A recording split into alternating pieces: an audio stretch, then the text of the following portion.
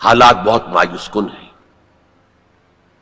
لیکن حضور کی دی ہوئی خبریں ہیں، وَهُوَ الصَّادِقُ الْمَصْدُوقُ، منطقی طور پر بھی میں ان کا قائل ہوں اور حضور کی احادیث کی روح سے بھی قائل ہوں۔ اس سے پہلے جو مستقبل قریب ہے، اس میں ابھی مسلمانوں پر بہت سخت دن آئیں گے، عذاب کا کوڑا اور شدید سے شدید تر ہوگا۔ اس کو یوں سمجھیے کہ وہ جو حدیث جس سے میں نے بات شروع کی تھی، حزب النعل بالنعل، تو باقی سارے عذاب تو کاربن کاپی ثابت ہو گئے، ادھر ایشورینز، ادھر کروسیڈرز، ادھر نیبوکڈنیزر، ادھر تاتاریز، ادھر گریکس اینڈ رومنز، ادھر بقیہ ویسٹرن اینڈ سینٹرل یورپ۔ یہ تو صاف صاف نظر آ گیا جو پچھلی صدی میں ہوا یہودیوں کے ساتھ، 6 million of them decimated، ختم کیے گئے ہٹلر کے ہاتھوں۔ اس کی کاربن کاپی بھی تو آنے والی ہے، اور یہ آئے گی اربوں پر۔ آج اللہ کے دین کے سب سے بڑے مجرم عرب،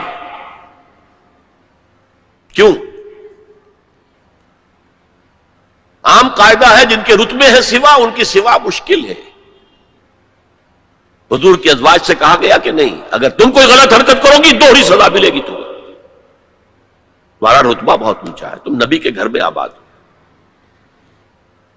عربوں کو اللہ نے فضیلت دی کہ محمد ان میں سے تھے، رسول عربی ہیں صلی اللہ علیہ وسلم۔ یہ رتبہ بلند ملا جس کو مل گیا، ہر مدعی کے واسطے دار و رسن کہاں۔ پھر سب سے بڑی فضیلت کیا ہے؟ ان کی اپنی مادری زبان میں قرآن موجود ہے، اللہ کا کلام۔ ان کو قرآن کے سمجھنے میں کوئی دقت تو نہیں ہے۔ یہاں میں تو آپ سے کہتا رہا ہوں عربی سیکھیں، عربی سیکھیں، عربی سیکھیں، تاکہ قرآن کو اس کی اپنی اصل زبان میں اپنی آنکھوں سے پڑھ سکیں۔ وہاں تو ان کو تو ضرورت نہیں۔ پھر بھی ان کا اگر یہ حال رہا کہ جو ملک بھی کولونیل رول سے آزاد ہوا، اس نے یا تو اپنا قبلہ کر لیا ماسکو کی طرف اور یا واشنگٹن کی طرف، تو ان سے بڑا مجرم اور کوئی نہیں۔ ایک حدیث میں آیا ہے ویل للعرب من شر اقترب، بہت ہلاکت اور بربادی ہوگی۔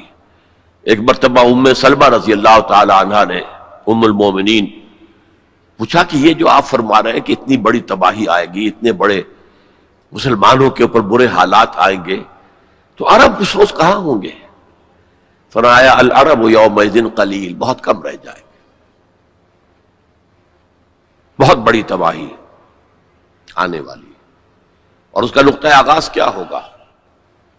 ویسے تو ہے جو کچھ ہو رہا ہے فلسطین میں، اسے وہ 30 کروڑ عرب بھی دیکھ رہے ہیں، اور باقی 100 کروڑ مسلمان باقی بھی دیکھ رہے ہیں، تو کوئی کسی طرف سے احتجاج تک نہیں ہے۔ امریکہ شیرون کو مین آف دی پیس کا خطاب دے رہا ہے، صابرہ اور شتیلہ کا قاتل، درندہ، اور جو کچھ کر رہا ہے فلسطینیوں پر، وہ آج ہم اپنی آنکھوں سے دیکھ رہے ہیں ٹیلی ویژن کے اوپر، کس طرح بلڈوزرز آتے ہیں ان کے گھروں پر گھر گراتے چلے جاتے ہیں، کس طریقے سے F-16 اوپر دندن آ رہے ہیں، ہیلی کاپٹرز دندن آ رہے ہیں، اور ان کے پاس کیا ہے سوائے اپنی جان پیش کرنے کے؟ سوسائیڈ جو ہے، اٹیک، اس کے سوا کیا ہے؟ یا پہلے وہ صرف پتھر مارتے تھے، اینٹیں، روڑے، اللہ اللہ خیر سلام۔ تو یہ ضربت علیہم الذلۃ والمسکنۃ وباؤوا بغضب من اللہ، یہ تو پہلے ہی ہو چکا ہے۔ لیکن جن دو چیزوں پر یہودیوں کا اور west white Anglo Saxon Protestants کا اتفاق ہے، وہ ایجنڈا، 4 نکاتی ایجنڈے پر یہ متفق ہے۔ نمبر 1، جلد از جلد وہ جنگ ہونی چاہیے جس کی خبر بائبل میں دی گئی ہے، ارمگیڈون، بائبل کی آخری کتاب ہے ریویلیشنز، مکاشفات یوحنا۔ یہ یوحنا، جون جو ہے، یہ حضرت یحییٰ نہیں، حضرت مسیح کے حواریوں میں سے ایک جون ہے، ان کے مکاشفات ہیں، اور اس میں یہ ہے کہ ایک بہت بڑی جنگ ہوگی تاریخ انسانی کی، آرمگیڈون، اور اگر آپ دیکھیں گے ڈکشنری میں تو لکھا ملے گا a very big war which will be fought between the forces of good and evil before the end of this world. آرمیگڈون جلد از جلد ہونی چاہیے. نمبر 1، عراق پر حملہ اس کا نقطۂ آغاز ہے. آگے یہ سلسلہ کدھر بڑھتا ہے یہ ابھی دیکھنے کی بات ہے. نمبر 2، گریٹر اسرائیل قائم ہونا چاہیے تاکہ پوری دنیا کی یہودی آ کر سما جائے. ابھی تو اس چھوٹے سے اسرائیل میں تو ساری دنیا کی یہودی تو نہیں آ سکتی. اور یہ کہ فلسطینیوں سے اس ارض فلسطین کو پاک کیا جائے تاکہ نہ رہے بانس نہ بجے بانسری. یہ خودکش حملے بھی ختم ہو جائے. یا انہیں سمندر میں پھینکو یا انہیں جارڈن کی طرف دھکیل دو، چلے جاؤ ادھر. نمبر 3، مسجد اقصی اور ڈوم آف دی راک قبۃ الصخرہ کو گرایا جائے. نمبر 4، ٹیمپل تعمیر کیا جائے، 3rd ٹیمپل، جس کی پوری تیاری کر چکے ہیں، جس کے پورے نقشے بن چکے ہیں، جس کے لیے اس کی جو بھی انٹرنل ڈیکوریشن ہوگی اس کے لیے سب کچھ تیار ہو چکا ہے. اور یہ انتفاضہ جو ریسنٹ شروع ہوا ہے یہ شیرون کے دورے کی وجہ سے کہ وہ مسجد اقصی میں داخل ہوا اور وہ دیکھ رہا تھا جگہیں کہاں سے ہمیں فاؤنڈیشن بنانی ہے اور کیا کرنا ہے. 4 باتیں گنوائی میں نے.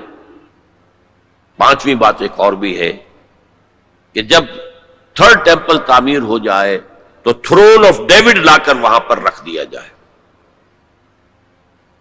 یہ مجھے پتا نہیں تھا یہ تھرون آف ڈیوڈ ابھی حضرت داؤد کا تخت جو ہے کہیں محفوظ ہے.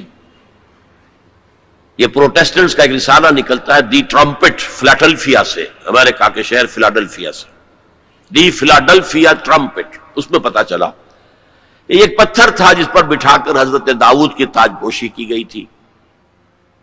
اسی پر حضرت سلیمان کی تاج پوشی ہوئی، اسی پر بعد میں ان کے اور جو بھی تھے حکمران ان کی تاج پوشی ہوتی رہی. وہ پتھر ٹائٹس نے جب گرایا ہے یروشلم کے اس 2nd ٹیمپل کو تو وہ اپنے ساتھ لے گیا. وہ روم پہنچ گیا، روم سے آئرلینڈ پہنچ گیا، کیتھولک ملک ہے بہت بڑا. وہاں سے اسکاٹ لینڈ آیا، وہاں سے انگلینڈ میں آ گیا اور اسے رکھ دیا گیا جو ان کی پارلیمنٹ کے ساتھ جو گرجا ہے. اور 14ویں صدی عیسوی میں اس کو ایک کرسی میں بلڈ کر دیا گیا سیٹ کی حیثیت سے. اب وہ تھرون ہے. اسی کرسی پر بٹھا کر انگریز جو بھی بادشاہ ہوئے اور جو ملکائیں ہوئی ان کی کورونیشن ہوئی ہے وہ وہاں سے لا کر اب یہاں رکھا جائے گا. البتہ اس کے بعد ان کے ایجنڈے مختلف ہو جاتے ہیں. یہودی سمجھتے ہیں ہمارا مسیح آئے گا، وہ اس تخت پر بیٹھ کر دنیا پر حکومت کرے گا. اس کے لیے بھی سمجھ لیجئے ان کے مسیحا سے مراد کیا ہے. ان کے ہاں چلی آ رہی تھی پیشین گوئیاں کہ ایک مسیحا آئے گا جو تمہارے دلدر دور کرے گا، تمہیں عظمت تک پہنچائے گا. وہ حضرت مسیح آ گئے، انہوں نے مانا ہی نہیں. تو وہ پیشن گوئی جو ہے ابھی موجود ہے. The position is vacant. ابھی تک وہ مسیح نہیں آیا. They are waiting for their مسیح. اس لیے کہ مسیح کو تو مانا نہیں. اور عیسائیوں کا خیال ہے حضرت مسیح کا جو 2nd نزول ہوگا، 2nd کمنگ، تو وہ اس تخت پر بیٹھ کر حکومت کریں گے پوری دنیا پر. یہ ایجنڈا ہے. لیکن بہرحال اس میں جو مسجد اقصی کی شہادت کے بعد اور قبۃ الصخرہ کے گرانے کے بعد جو خون کھولے گا عرب نوجوانوں کا، اس کا آپ اندازہ نہیں کر سکتے. عرب کے اندر جوش تو اب بھی ہے، نوجوانوں میں بہت ہے. وہ ایک ایسی بات ہوگی کہ جس پر خون جوش کھائے گا. اور اس سے پہلے تو یہ حکمران کہ جو ویسٹ کے گماشتے ہیں یہ انہیں قتل کریں گے، بھونیں گے. اور پھر یہ کہ کرسچنز اور جیوز، اور انہیں جیوز میں سے اینٹی کرائسٹ بھی کھڑا ہو جائے گا، دجال. یہ مقابلے ہونے ہیں لیکن میں اب تفصیل میں نہیں جانا چاہتا. لیکن ان کے ذریعے سے عالم عرب پر تو بہت بڑا، بہت سخت عذاب آئے گا. وَلَقَدْ يَسَّرْنَا الْقُرْآنَ